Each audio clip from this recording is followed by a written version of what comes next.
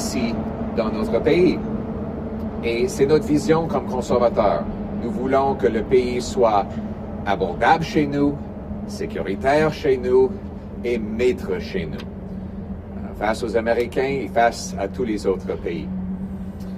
Malheureusement, après 10 ans des libéraux, tout coûte plus cher. Les obstacles bureaucratiques empêchent la construction de logements, la production de nos ressources. Nous avons eu la pire économie depuis 10 ans dans le G7, les pires coûts de logement dans le G7, le pire endettement familial dans le G7. La dette est doublée, le coût de la vie est hors de contrôle et on a 2,2 millions de Canadiens qui doivent aller aux banques alimentaires. Pire encore, le Canada est plus dépendant que jamais sur les Américains. M. Carney a promis qu'elle allait être différente que tous les autres libéraux. Mais c'était juste une illusion. Il a promis d'avoir la meilleure économie dans le G7. Maintenant, nous sommes la seule économie du G7 qui est en déclin. Il a promis des épiceries abordables. Et maintenant, le taux d'inflation alimentaire a doublé depuis 1 an et on a le pire augmentation de coûts d'épicerie parmi tous les pays du G7. Il a promis de doubler le nombre de logements bâtis et c'est en chute de 15%. Il a promis qu'on allait bâtir beaucoup plus rapidement. Il n'a pas approuvé une seule pipeline et son nouveau bureau de projet majeur n'a approuvé aucun projet. En conséquence, les Canadiens paient plus pour moins et notre économie est plus dépendante que jamais. Il a aussi promis un libre-échange entre les provinces avant le 1er juillet 2025. On est maintenant en 2026 et presque tous les obstacles interprovinciaux restent en place, y compris un des obstacles qui proviennent du gouvernement fédéral.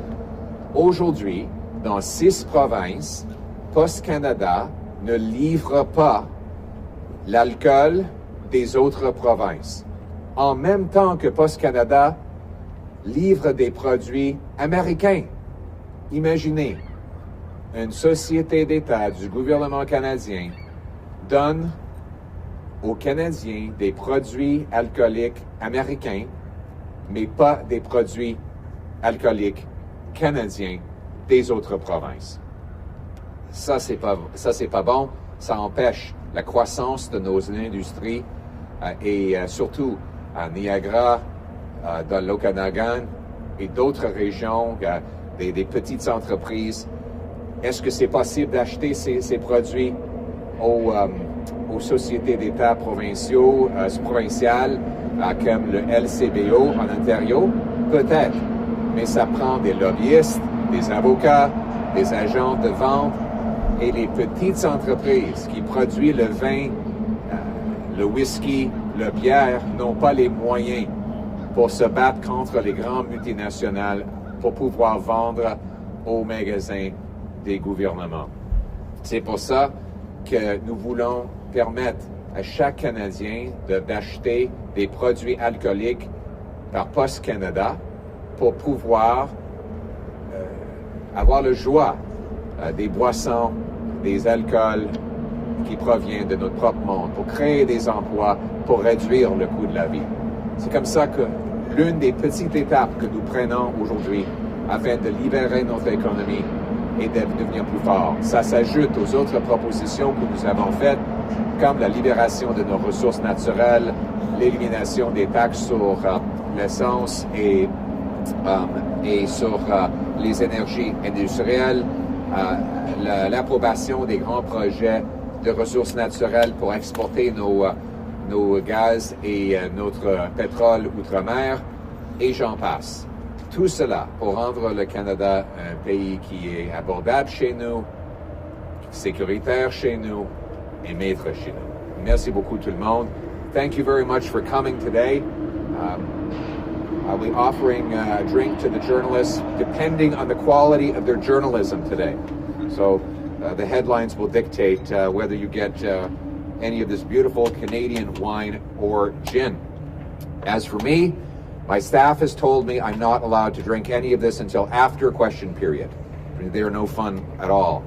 But what is fun is free trade between our Canadian provinces. Let me quote to you Section 121 of the British North American Act, our founding constitutional document. It says, all articles of growth, produce, manufacture of any one of the provinces shall, from and after the Union, be admitted free into each of the other provinces.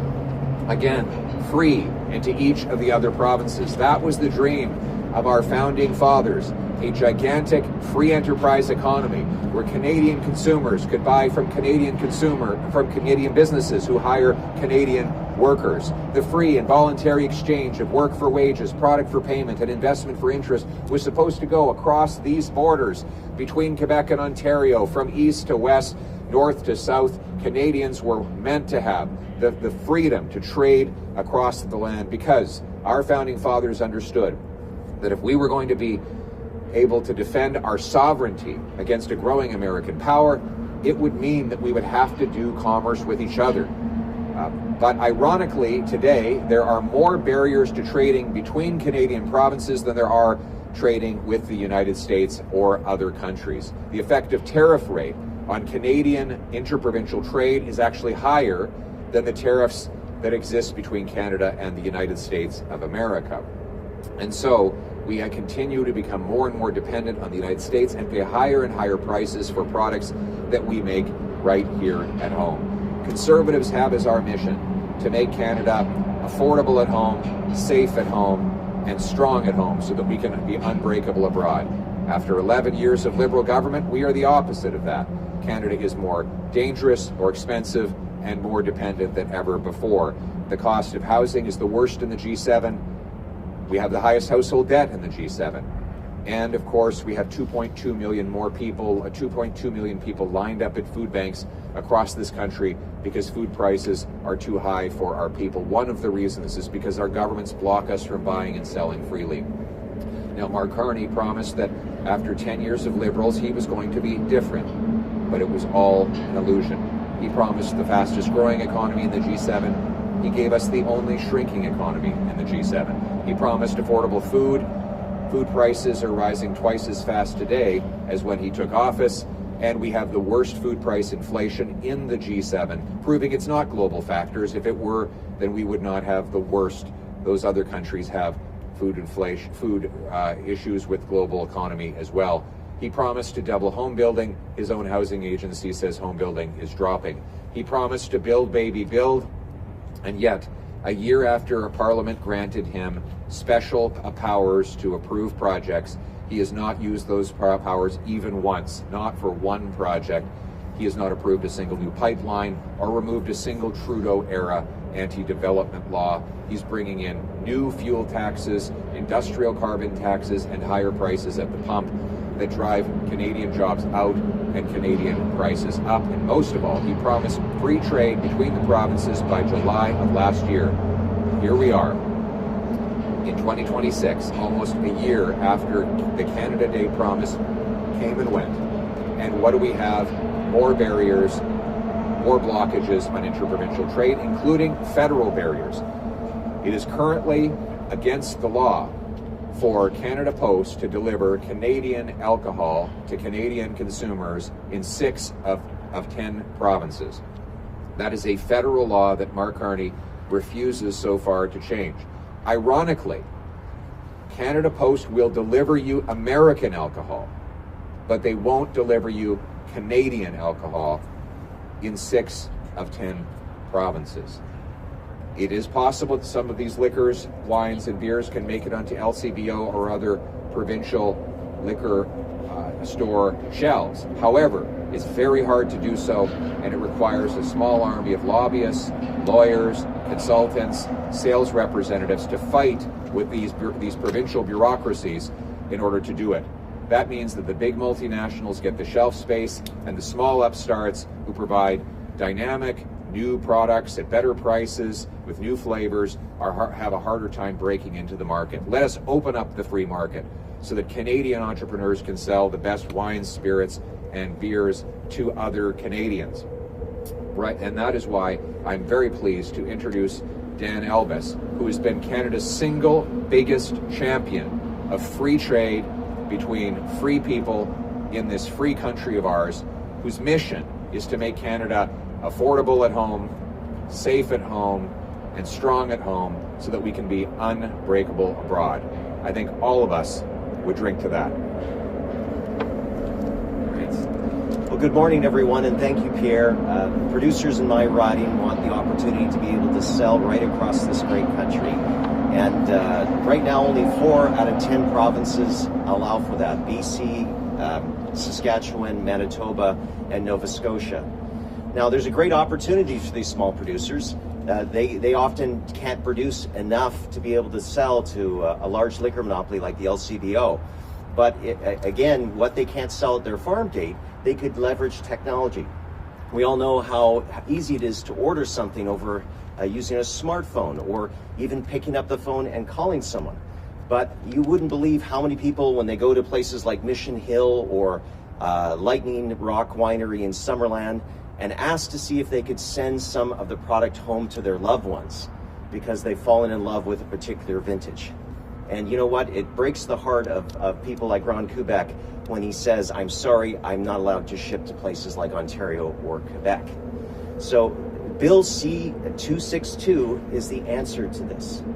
I've been pushing to try and get rid of these trade barriers for a long time, gotten 4 provinces, but the difference between this piece of legislation that was tabled yesterday and previous iterations is that, number one, this would allow Canada Post and other designated trusted carriers to be able to send anywhere with national consistent application from one province to another, full stop.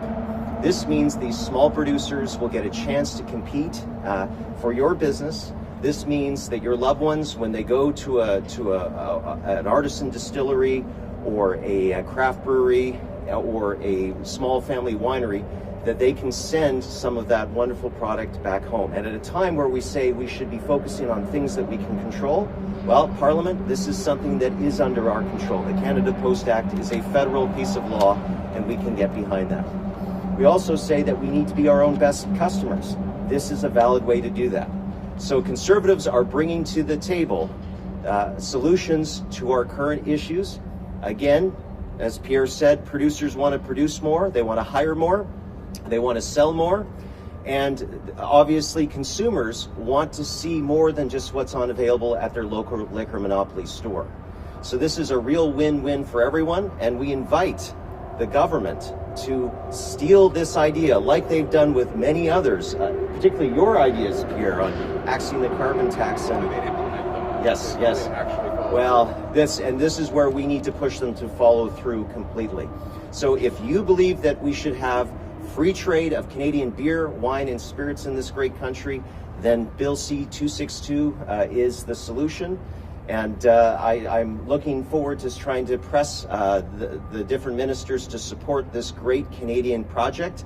And I'm just very thankful that I have a leader like Pierre Poilievre, who has been pushing to break down trade barriers, who wants to get rid of red tape, who wants to support Canadian workers so that they can bring home powerful paychecks and at the same time see these trade barriers once and for all go down so we have a stronger, more united Canada. Thank you, Pierre. Thank you. We will now take questions from the media. Please identify yourself and your outlet. Hi.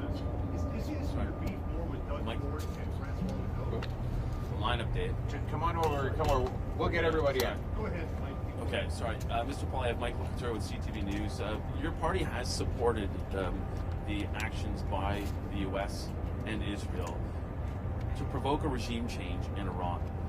I wanted to know whether or not you thought what has happened so far is a true regime change, and do you change that support based on who has taken over in Iran right now? So I supported the Prime Minister's original support of actions to strike the Iranian terrorist regime that has murdered at least dozens of Canadian citizens and continues to support terrorism in Canada. We want the Iranian people to secure a democracy where they are elected, where there's peace and where terrorism is defeated. That will make all of us safer and more secure here in Canada and abroad. Thank you. So as a follow-up then, do you consider who has taken over in Iran as somebody who will make it safer for Iranians, not only there but here in Canada? Who are you referring to right now? You're talking about the Sun? The Sun, yeah. No, this is a terrorist. This is a terrorist regime that, according to CSIS, the RCMP, and media outlets like Global News, has agents who are active, and CTV are actively spreading terror and danger in our country. They have killed 55 of our citizens, 30 of our permanent residents. They have sponsored terror on the ground. They've intimidated our people. I personally have met with Canadians of Persian descent who say that they are being surveilled and intimidated by these officials. Their agents are present in our country because of failed liberal border policies. And so what we need to do is expel regime thugs from Canada, kick the terrorists out of our country to keep our people safe. We stand with the Iranian people for democracy. We stand against the Iranian theocratic dictatorship that has attacked our country. Thank you. Thank you. Next question. Bonjour, Christian Noël de Radio-Canada. Je veux juste être sûr que j'ai bien compris. Comme un changement de régime en Iran ne semble plus être la raison principale des frappes israélo-américaines en Iran, est-ce que vous continuez de supporter à 100% ces frappes et est-ce que certaines règles internationales devraient être respectées? Les règles internationales qui empêchent l'Iran de s'ingérer dans nos politiques et d'attaquer les Canadiens. C'est un régime qui a tué 55 citoyens canadiens avec un missile, qui a frappé un avion passager civil. C'est un régime terroriste qui continue d'harceler les Canadiens et de provoquer des attaques terroristes sur le sol canadien. Toutes les actions de ce régime violent la loi internationale et c'est pour ça que j'ai appuyé les propos de M. Carney au début, qu'il fallait empêcher ce régime. Je suis toujours contre le terrorisme. Je remarque que vous n'avez pas nécessairement dit que vous appuyez maintenant à 100% les frappes qu'Israël et les États-Unis font contre l'Iran. Si vous voulez, dans ma prochaine question, prendre le temps pour répondre à cette question. Il faut empêcher les régimes terroristes et le régime qui continue de présenter une vraie menace aux Canadiens, une menace qui s'est manifestée à plusieurs reprises dans des meurtres des Canadiens. Et j'espère que le régime va tomber et que le peuple iranien prenne contrôle en instaurant une démocratie paisible dans ce pays. Merci beaucoup. Merci d'avoir terminé la première question maintenant. Oui. C'est la troisième question. Non, mais vous avez interrompu ma deuxième question. Il y a une ligne d'attente. Je me permets de la terminer. Ma deuxième question était la suivante. Est-ce que vous appuieriez l'envoi de troupes canadiennes au Moyen-Orient ou en Iran pour jouer un rôle offensif? Il n'y a aucune proposition pour ça. Donc, je ne vais pas appuyer une proposition que je n'ai même pas vue. Donc, si M. Carney a reçu une telle proposition, il devrait partager ça avec les Canadiens. Évidemment, je ne vais jamais me prononcer en faveur d'envoyer des troupes sans une proposition, et j'ai rien vu. Can you say that in English? Sorry. Can you say that in English for me, the question you just asked? So we're not aware of any proposal to send Canadian troops, so we're not able to support a proposal we haven't seen. Thank you. Sir, what would a Liberal majority government mean for your leadership? Well, I can tell you what it would mean for Canadians. It would mean higher food prices, higher taxes, a ballooning deficit, which Mr. Carney has already doubled. It would mean that he could continue to block resource projects and give us the only shrinking economy in the G7.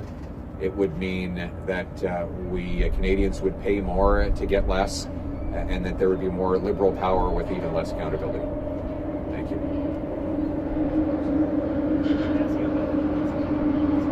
Last night in Toronto, police there say there was gunfire around that space. What do you make of that? What's your reaction? thank you very much. Conservatives condemn unequivocally the gun attack on the American consulate. This is unacceptable. It is unacceptable to use political violence of any kind, and we're pleased that thus far there are no reports of anyone being injured, but I'm increasingly concerned with how dangerous Canada has become after 10 years of Liberal government. Look, there was a war in Iraq, there were wars in Syria, in Lebanon, across the Middle East for decades. Those wars never spilled over onto our streets, never. We had protests, we had debate, we did not have violence. But 10 years of Liberal immigration, weak Liberal borders, catch and release Liberal crime policies, and divisive Liberal governance has led to that violence spilling onto our streets. We now have synagogues that are being shot. We have Jewish places of worship and community centers firebombed, children's schools having bullets fly through the window in the middle of the night. This is not the Canada that we knew and the Canada that we want. We want a country that is safe and secure, and we need the government to crack down on this political violence, to identify anyone visiting this country that is not a citizen or a permanent resident who's engaging in it, and immediately have them referred for charges, for criminal penalty, and ultimately deportation. And we need to bring security at our borders, so never again do we allow terrorists and terror agents like members of the IRGC to bring their hatred and their violence to our streets. Les conservateurs condamnent sans équivoque, les conservateurs condamnent la violence faite au consulat américain. C'est inacceptable. La violence politique n'est pas permise ici au Canada. Je m'inquiète que la violence politique devienne de plus en plus normale au Canada. Il y a toujours eu des guerres en Moyen-Orient, mais ces guerres ne causaient pas de violence sur le terre canadien avant les 10 dernières années des libéraux. Mais à cause d'une politique libérale sur l'immigration, la loi et l'ordre et la malgestion de nos agents sécuritaires, maintenant on voit des attaques terroristes contre les synagogues, des organismes juifs et maintenant le consulat américain. C'est inacceptable. Il faut qu'on serre la vis contre les terroristes, qu'on fait porte des accusations criminelles pour les mettre en prison. Et il faut expulser des gens qui visitent ici au Canada, qui ne sont pas nos citoyens, mais qui participent dans le terrorisme au Canada. Il faut que le Canada soit sécuritaire chez nous et maître chez nous. Next question. Good morning, Mr. Poilievre. Stephanie Taylor, the National Post. Countries, including Canada, are looking at what Australia has done in terms of banning social media for children of a certain age. I want to know your position. Do you think Canadian youth should be able to have access to social media in this country? Thank you for your question. We're taking a careful look at it right now as a father whose kids are just getting to that age where they are starting to have more and more online access. I worry about the content that they will interact with. We're working hard to limit screen time and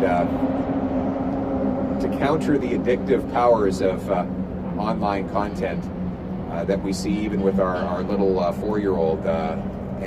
So it's something that our caucus is carefully studying right now, and as we get the proper information, we'll be taking the right position. I'm sorry we don't have a direct answer right now, but we're trying to study to get the right answer. We have time for one final question. We can take them all now. You can take all the questions, I think, right? Sorry, I can't hear you. Could you take 2 more questions? Sure. Cool, great. The Musqueam Rights Recognition Agreement, I think some of your MPs, including maybe Mr. Almos, have been pretty outspoken against this. I'm trying to understand your position on this because the government and the First Nation have both said that this is a rights recognition agreement that doesn't have anything to do with private property. So what's the issue? So Conservatives believe in private property rights. We are determined to protect property of legitimate Canadians who bought their homes under good faith and expected that their homes would be secure. And we think the Liberals failed to make the proper arguments before the court several years ago when the federal Attorney General decided to remove arguments that specifically defended the importance of fee simple property above all other claims. And in making that decision, they didn't defend property owners, and now a lot of British Columbians are concerned that their title might be in jeopardy. And it's up to the government now to show that they are taking every step to ensure private property is protected, that people's homes will always be theirs, and not only that their homes will be theirs, but they will be able to sell and buy homes into the future without any risk to the title of legitimate owners. Thank you. CBC and SLC have signed an agreement with Amazon Prime to be broadcasting Newsnet and RTE. I'm curious if you think that fits within the public broadcaster's mandate and what your thoughts are. I haven't had a chance to study that, so I don't have a response right now. Thank you so much. That's all the time we have for questions. Let David last come question. in. Come on, David. Thank you very much for taking our questions on Scott. And I do have a question about today's announcement, and I wouldn't mind hearing from Dan as well. Sure. It sounds like it's a great idea to have the federal government take the lead on this Canada Post regulation, but really, let me put it to you, your beef is with Doug Ford and Francois Legault and other premiers who are preventing their monopolies from accepting BC wine. Can you give me your thoughts about that? I'll just quickly say this. It was Mark Carney who said he was going to give us pan-Canadian free trade. He didn't put an asterisk next to that and claim that he wouldn't be able to do anything because the provinces would get in his way. He said he would be a strong national leader that would bring truly free trade. His promise was to have one national economy, not 13. That was all an illusion. We have very little progress on interprovincial free trade in practice, despite the many meaningless MOUs that he has signed and announcements that he has made. In this case, the obstacle is not the provinces. It's right in the Canada Post law. And Mr. Carney has had an entire year to change that law. He has not done it. It is not, there is no premier stopping Canada Post from delivering this alcohol.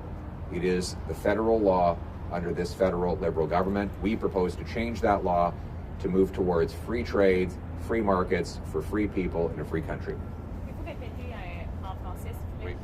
I would just point out that this is a long-standing issue. I remember Kathleen Wynne and Doug Ford having the same position, despite efforts of producers right across the country.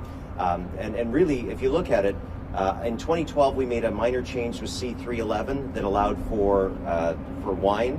And in 2014, the Harper government amended their budget implementation act to include beer and wine, but it was an optional program. So we saw 4 out of 10. Now, if this was in baseball, batting 400 is pretty good. But for Canadian unity, for our economy, and for us to come together, I'm batting for 1,000. So this particular change in C262, it's important to my riding, it's important to my residents, but it's also important to this country and to our collective prosperity. So this is where the federal law did exist and should exist to give a national application that we're all in this together. Free the beer. Juste en français, c'est M. Carney qui avait promis d'avoir un libre-échange entre les provinces, d'avoir une économie au lieu de 13. Il n'a pas livré, c'était une illusion. Dans ce cas d'alcool, ce n'est pas les premiers ministres provinciaux qui sont l'obstacle, c'est la loi fédérale.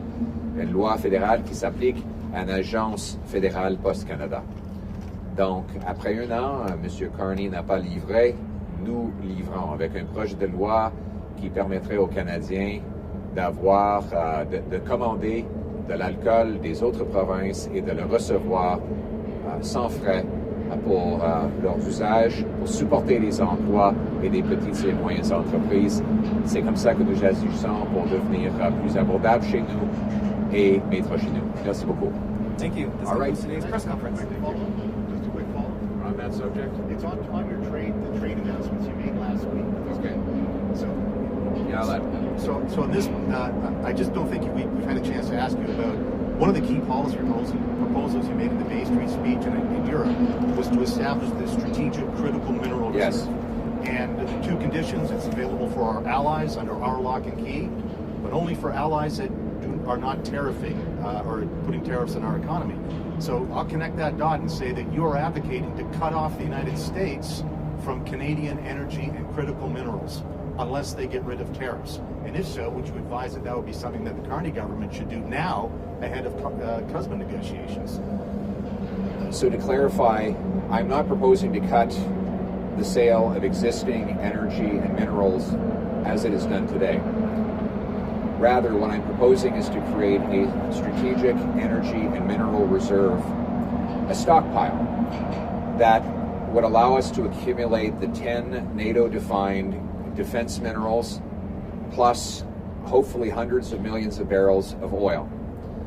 And that we would sign agreements with allies around the world that in the event that there's a crisis or a shared conflict, that they would be able to access our reserves at market prices on the condition that we have free trade and tariff-free access to their markets. What I hope to do is use this as leverage in order to negotiate the best outcome for CUSMA and to ensure that our partners honor their end of that agreement. What we know, if we want to get a good deal with our friends in the United States of America, is we have to build up leverage to do it. One leverage point is that we have the energy and the minerals that they need. So let's use that leverage. Let's tell them that they can get what they want if we get what we want, which is tariff-free sale of our aluminum, steel, autos, lumber, and construction projects. That will be a way of making us stronger at home and unbreakable abroad. Thank you very much. Thanks for coming, everyone. Thank you for the answer. Thank you. Thank you.